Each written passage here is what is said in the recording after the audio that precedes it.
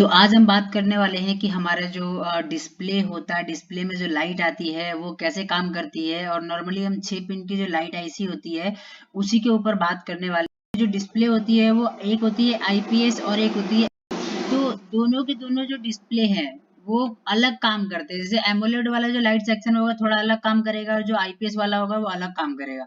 तो आईपीएस वाले में ही जो 6 पिन वाली जो लाइट आईसी होती है उसी के ऊपर हम बात करने वाले हैं। वो 9 पिन भी हो सकती है, लेकिन पिनों की कॉन्फ़िगरेशन अगर आप देखोगे चेंज हो जाएगी। लेकिन जो सिस्टम होगा वीपीएस पावर आने का और जो उसका जो वोल्ट जो बाहर निकलती है एलईडी के लिए जो हमारी डिस्प्ले में लगी होती है वो सेम। तो हम 6 पिन के ऊपर बात करेंगे, इससे आपको थोड़ा बहुत ये समझ में आएगा कि ये काम कैसे करती है। और इसमें हम ये भी बताने की कोशिश करेंगे कि आप कैसे इसके जो फॉल्ट्स आते हैं उनको फाइंड आउट कर सकते हैं, कैसे इसको ट्रबल शूट।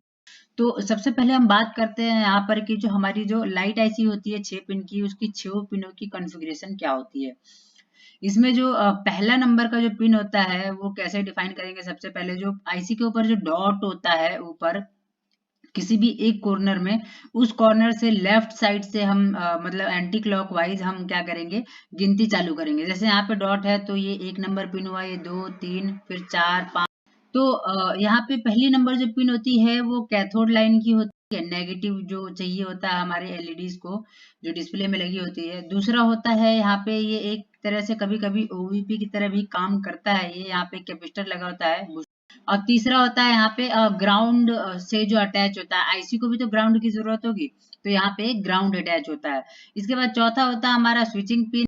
और पांचवा होता है यहाँ पे कंट्रोल पिन। कंट्रोल का मतलब इस आईसी को एक इनेबल चाहिए, इसको सिग्नल चाहिए होता है कि हमको कब काम करना है कब काम नहीं करना है। मतलब ऐसा तो नहीं है कि हाँ डिस्प्ले की लाइट अगर ये पिन नहीं होगा तो डिस्प्ले की लाइट तो प्रॉपर हमेशा काम करती रहेगी, हमने पावर बटन दबा दिया तो ऑफ हो जाता है ना डिस्प्ले। डिस्प्ले पे लाइट नहीं आती है, लाइट की पावर नहीं आती है, तो वो इसी पिन से ही पता चलता है। 5 नंबर से ये इनेबल सिग्नल आते हैं इस पे कि भैया आप जो है काम करना बंद कर दो। तो ये 5 नंबर की पिन होती है। इसके बाद होता है छठे नंबर की पिन, जो यहाँ पे हमारा पावर मिलता है, वीपीएस पावर यहाँ पे इन होता है हमारा। तो मैंने पिछली वीडियो में बता रखा है कि वीपीएस पावर कहाँ कहाँ जाती है, तो ये देख सकते हैं आप यहाँ पे लाइट आईसी में भी आ रही है। अब बात करते हैं कि ये जो हमारा वीपीएस पावर यहाँ पे 3.7 वोल्ट आता है, ये हमारी कैसे डिस्प्ले कनेक्टर तक। अगर आप इसको बिना डिस्प्ले लगाए अगर आप चेक करते हो इस सारी पिनों की कॉन्फ़िगरेशन पे, इस पे मतलब वोल्टेज चेक करते हो, तो आपको पिन नंबर 6 पे 3.7 मिलने वाला है। जैसा कि मैंने बोला यहाँ पे वीपीएस इन होता है।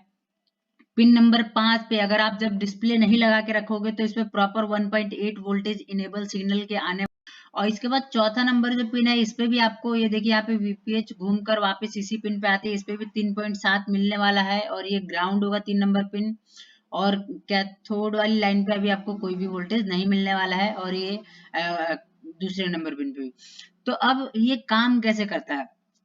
जैसे कि दोस्तों आप जानते हो हमारी लाइट में जो एलईडी होती है उनको हाई वोल्टेज की जरूरत पड़ती है। जैसे कि 18 से 40 वोल्ट के बीच में ही वो ग्लो करती है हमारी एलईडीज। तो 18 वोल्ट से 40 वोल्ट के बीच में यहाँ से हमारा जो सप्लाई कन्वर्ट करना होता है, यही बैकलाइट आईडी जो लेड ड्राइवर होता है जो इसको बूस्ट अप, तो उसका काम करवाता है। मतलब ये एक मैकेनिज्म है मान लो।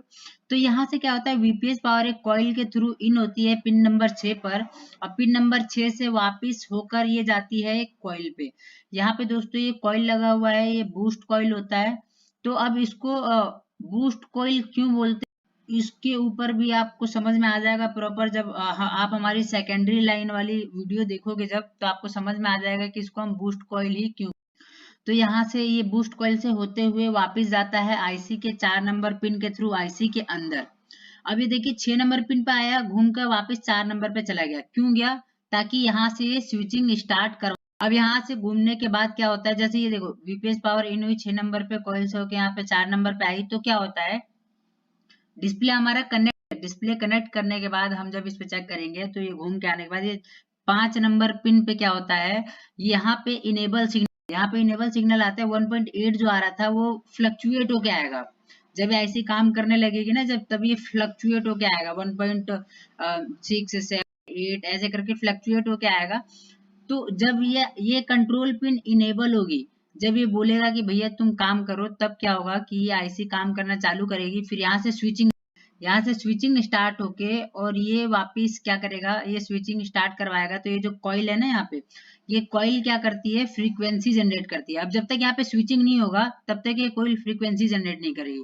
ध्यान से सुनिएगा, जब तक, अब देखिए हर एक चीज से जुड़ा हुआ है, मतलब सब इंटरकनेक्टेड है। अगर कोई भी एक चीज काम नहीं करेगी तो लाइट आपकी नहीं जलेगी। अब देखिए ये स्विचिंग लाइन जब स्विचिंग करवाएगी किसके कहने पे, इस 5 नंबर कंट्रोल पिन के, तब जाके ये फ्रीक्वेंसी क्या करेगा, जनरेट करेगा ये 10 माइक्रो हेनरी का बूस्ट कॉइल।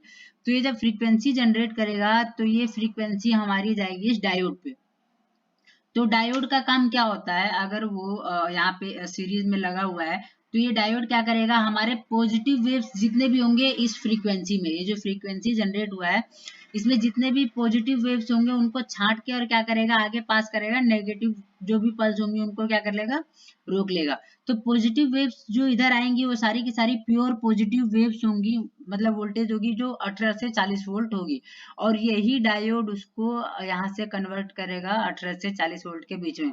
इस कॉइल ने क्या किया, फ्रीक्वेंसी जनरेट किया, इस आईसी ने उसको जनरेट करने का मतलब सिग्नल दिया कि तुम जनरेट करो, तब जाके इस डायोड ने उसको छांटा पॉजिटिव वेव्स को, समझना 18 से 40 वोल्ट को, तब यहाँ पे आपके क्या बनेंगे 18 से 40 वोल्ट। तो जब ये आपकी आईसी काम कर रही होगी ना, तब जब आप चेक करोगे तो यहाँ पे इस साइड 3.7 वोल्ट शो करेगा डायोड के, और इस साइड दूसरी साइड में शो करेगा 18 से 40 वोल्ट। अगर ये आईसी काम नहीं कर रही होगी तो यहाँ पे भी 3.7 वोल्ट शो करेगा और इसके आगे भी 3.7 ही वोल्ट शो करेगा। तो जैसे यहाँ से 18 से 40 वोल्ट निकल के और इस कैपेसिटर से होते हुए, यहाँ पे दिख रहा है 1 माइक्रो फैराड का कैपेसिटर से होते हुए इन दोनों, और एक 1000 ओम के कॉइल से होते हुए ये हमारे डिस्प्ले कनेक्टर के एनोड ए पॉइंट पे। अब जब ये 18 से 40 वोल्ट वहां पहुंच जाते हैं तब हमारा यहाँ से कैथोड लाइन से भी सप्लाई यहाँ से एक तरह से चालू हो जाती है और हमारा जो लाइट होता है वो ग्लो कर जाता है।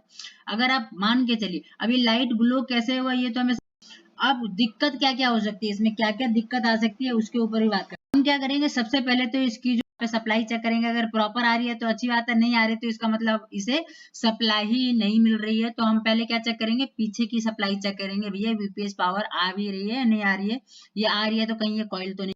तो अब मान के चलिए आपके पास कोई सेट आया बनने के लिए, भैया लाइट नहीं जल रही, उसने सब कुछ चेंज करके देख लिया, आप भी वही काम कर रहे हो, नहीं, पहले आपको उसको पूरा ट्रबल शूट करना है, ठीक है, पूरा का पूरा ट्रबल शूट करना है कि भाई साहब इसमें जो सप्लाई है वो इन हो भी रही है नहीं हो रही है। जब यहाँ पे इन हो रही होगी उसके बाद आप चेक करेंगे पिन नंबर 4 पे वोल्टेज, तो यहाँ पे भी आपको 3.7 जो वीपीएस पावर होती है वो मिलनी चाहिए यहाँ पे वोल्टेज। यहाँ पे जब वोल्टेज आ रहे होंगे तो आपको एक बारी कंट्रोल पिन का भी जो वोल्टेज चेक कर लेना है, यहाँ पे 1.8 वोल्ट आ रही है नहीं आ रही है। अगर इसके भी लाइन में कोई, मान के चलिए दोनों रजिस्टर अगर निकल गए या खराब, अगर इसकी लाइन में भी कोई ब्रेकेज होगी या कोई दिक्कत होगा तो यहाँ पे भी आपका सप्लाई नहीं आने वाला है। तो अगर इस पे 1.8 फ्लक्चुएटेड नहीं होंगे या फिर इस पे सप्लाई नहीं आएगी, आईसी इनेबल नहीं होगी तो भी काम नहीं करेगी। आप इधर डायोड और ये सब चेंज करते रह जाओगे, आईसी भी चेंज कर दोगे तो भी काम आपका नहीं बनने वाला है। तो आपको एक बार इसको भी क्या करना है, चेक करना है। अगर ये भी आ रही है, ये भी आने के बाद भी अगर फिर भी लाइट नहीं जल रही है तो आपका ध्यान किस पे जाएगा, इस कॉइल पे जाएगा कि क्या पता हो सकता है स्विचिंग यहाँ से हो रही हो, स्विचिंग के सिग्नल आ रहे हो बट यहाँ से स्विचिंग नहीं करवा, मतलब ये कॉइल खराब हो तो ये स्विचिंग नहीं कर रही हो। तो अगर ये स्विचिंग नहीं करेगा तो यहाँ पे फ्रीक्वेंसी जनरेट नहीं होगी, फ्रीक्वेंसी जनरेट, इससे पहले एक और चीज है, अगर ये आईसी ही इस 4 नंबर पिन को स्विचिंग के लिए तैयार नहीं करेगी, क्या ये कॉइल काम करेगा, नहीं करेगा। तो हम पहले इस कॉइल को क्यों चेक कर रहे हैं, क्योंकि हम डायरेक्ट कभी भी आईसी को नहीं पलटते हैं, नहीं, तो इस कॉइल को चेक कर लेंगे एक बार, क्या पता है खराब, अगर ये खराब होगी तो ये फ्रीक्वेंसी जनरेट नहीं करेगा। जब तक ये फ्रीक्वेंसी जनरेट नहीं करेगा तब तक इस ये जो डायोड है इसके पॉजिटिव वेव्स को नहीं छाटेगा और ना यहाँ पे 18 से 40 वोल्ट बनेगा, तो इसकी भी दिक्कत हो सकती है। इसके बाद हमारा ध्यान कहाँ जाएगा, अगर ये भी ठीक है तो हमारा ध्यान जाएगा डायोड के ऊपर। क्या पता है डायोड ही खराब हो, डायोड खराब होगा, कितनी बारी डायोड जल जाते हैं या फिर अंदर से शॉर्ट हो जाते हैं, तो भी 18 से 40 वोल्ट यहाँ पे नहीं बनाने वाला है। इसके बाद अगर ये दोनों भी ठीक है तब हम जाके देखेंगे कि हाँ ये आईसी भी दिक्कत हो सकती है। कितनी बारी क्या होता है कि अगर ये कैथोड लाइन में भी अगर कोई दिक्कत होती है तो भी हमारी, अगर मान के चलिए इसके जीआर प्रॉपर या फिर ये डिस्कनेक्ट हो जाए, ये जो 1 नंबर पिन है डिस्कनेक्ट हो जाए तो भी हमारी लाइट नहीं जलेगी। तो इन सब चीजों को आपको देखना पड़ेगा, आप ट्रेस करके ही पता कर सकते हो किस चीज में क्या। यहाँ पे ये वाला जो कैपेसिटर है C2315 मतलब 1 माइक्रो फैराड का, अगर ये भी खराब हो जाता है तो भी आपकी लाइट कितनी बारी नहीं जलती है या फिर डिम। तो आप अगर इसको ध्यान से पढ़ लोगे ना, इसको ध्यान से समझ लोगे, तो आप समझ पाओगे कि दिक्कत क्या है। अब मान के चलिए आपके पास कोई बंदा आता है, कहता है भाई हमारी लाइट नहीं जल रही है, तो आप क्या करोगे? आप इसी प्रोसेस को फॉलो करोगे, प्रोसेस को फॉलो करके उसका पहले आप प्रॉब्लम फाइंड आउट करोगे, ये ना कि आईसी ये सब चेंज कर। अब आपके पास एक दूसरी जो एक प्रॉब्लम आ सकती है, वो आ सकती है कि लाइट जल तो रही है पर बहुत धीमे जल रही है, बहुत कम जल रही है। तो कितनी बारी क्या होता है कि कितने बंदे कॉइल ऑयल चेंज करते हैं या फिर लाइट आईसी चेंज करते हैं, तो वो लोग क्या करते हैं ना कि ये या तो इस कैपेसिटर में, ये जो कैपेसिटर लगा हुआ है यहाँ पे वाट माइक्रोफेराड का, इसमें कोई लीकेज कर देते हैं, हीट मार देते हैं ज्यादा, या फिर ये जो रजिस्टर है छोटा सा, ये 10 किलो ओम का होता है, छोटा सा ही होता है, इसको निकाल देते हैं, ये निकल जाता है और इसको लगाते नहीं है। कितने जने लगा भी देते हैं इसको अगर, तो ये क्या करता है कि दूसरे मतलब 10 किलो ओम का यहाँ लगाना चाहिए तो 10 से 70 किलो ओम तक का यहाँ पे लगा सकते हो। यहाँ पे क्या करते हैं 30 से 40 किलो ओम का लगा देते हैं, तो इससे क्या होता है ब्राइटनेस कमजोर हो जाती है, मतलब लो हो जाती है। तो इसको भी एक बारी देख लेना है, क्या पता यहाँ से ये कंपोनेंट हटा हो तो भी लाइट नहीं जलेगी, या फिर यहाँ पे प्रॉपर 10 किलो ओम का नहीं लगा होगा तो भी ब्राइटनेस में दिक्कत हो सकती है। तो अगर ब्राइटनेस कम आ रही है तो हम क्या चीज को देखेंगे, 10 किलो ओम के रजिस्टर को पहले, और सेकेंडरी पे इसको क्या चेक करेंगे, इस कैपेसिटर को भी चेक करेंगे। ठीक है, इन दोनों की वजह से भी दिक्कत आ सकती है। तो ये तो मैंने आपको बताया कि ये जो 6 पिन की लाइट आईसी काम कैसे करती है। अब जैसे मान लीजिए 9 पिन की लाइट आईसी हो, या पिन बढ़ा दियो 12 पिन की कर दियो, तो दोस्तों पिन पे नहीं जाना है। जितने भी लाइट आईसी अगर होंगे अलग से जो 6 पिन 9 पिन के, वो सारे इसी फंक्शन पे एक तरह से काम करते हैं। हो सकता है उसकी पिन की कॉन्फ़िगरेशन चेंज हो गई हो, पिन नंबर कुछ और सप्लाई, या कहीं पिन नंबर यहाँ पे 6 पे वोल्टेज इन हो रहा है तो वहां 9 पे हो रही हो, 1 पे हो रही हो। तो सिस्टम यही मतलब एक तरह से इसी सिस्टम पे काम करेगा कि वीपीएच आएगा, कॉइल फ्रीक्वेंसी जनरेट करेगा, फिर डायोड उसको 1840 वोल्ट देगा एलईडी ए को, मतलब हमारी एनोड लाइन पे। तो काम इसी पे ही होने वाला है। आप अगर इस चीज को समझ जाओगे तो आप किसी भी लाइट सेक्शन के फॉल्ट को आप क्लियर कर सकते हो। अगर इसमें आपको कोई भी मतलब परेशानी हो, कुछ समझ में नहीं आया हो, तो आप हमसे पूछ सकते हो कि हाँ इसमें क्या दिक्कत आपको आई है, क्या समझ में नहीं, इसमें क्या क्या खराब हो सकता है। एक कोयल खराब हो सकती है, डायोड खराब हो सकता है तो नहीं लाइट जलेगी, आईसी खराब हो सकती है तो लाइट नहीं जलेगी, या फिर ये खराब हो जाएगा तो डिम हो जाएगा लाइट। यहाँ पे जो रजिस्टर है 10 किलो ओम का, और यहाँ पे जो ये आपका कैपेसिटर लगा हुआ है ये भी खराब हो जाएगा, तो आपका जो लाइट है प्रॉपर काम नहीं करेगा। तो आपको इन सब चीजों को ध्यान, और ज़्यादातर जो इसमें होता है एनोड लाइन ही डैमेज होती है। जैसे हल्का बहुत भी मॉइस्चर या पानी यहाँ पे चला जाता है तो एनोड लाइन जो होती है वो सड़ जाती है, क्योंकि इस पे एनोड लाइन पे हाई वोल्टेज जनरेट होते हैं, तो इसके ट्रैक जो होते हैं वो जो लाइन होती है वो सड़ जाती है। तो इसको जंपर करने से भी कितनी बारी हो जाता होता है कि डायोड पे आ रहे होते 18 वोल्ट मतलब, और दूसरी साइड मतलब नहीं पहुंच पा रहे होते डिस्प्ले कनेक्टर तक, तो इसकी कितनी बारी लाइन भी सड़ जाती है। तो उसको भी चेक कीजिएगा। तो कई बार यहाँ से भी फॉल्ट होते हैं और हम दूसरी चीज़ों पे ध्यान देते हैं। और दूसरा इनकी कॉइल भी बहुत ज़्यादा खराब होती है। जो लाइट का जो एनोड लाइन होता है हमेशा ध्यान रखिएगा। इसके जो कूल टेस्टिंग होती है उसके बारे में भी थोड़ा बहुत आपको बता देता हूँ। जो जहाँ पे आपका जो एनोड लाइन होगा ना, ये एनोड लाइन, इस लाइन पे जो एंड में आप चेक करेंगे मतलब डिस्प्ले कनेक्टर पे, इस पे कम से कम 500 के आसपास का जीआर आपका है। और कैथोड लाइन पर जो होगा वो बीप देगा, क्योंकि वो क्या होता है वो नेगेटिविटी के लिए।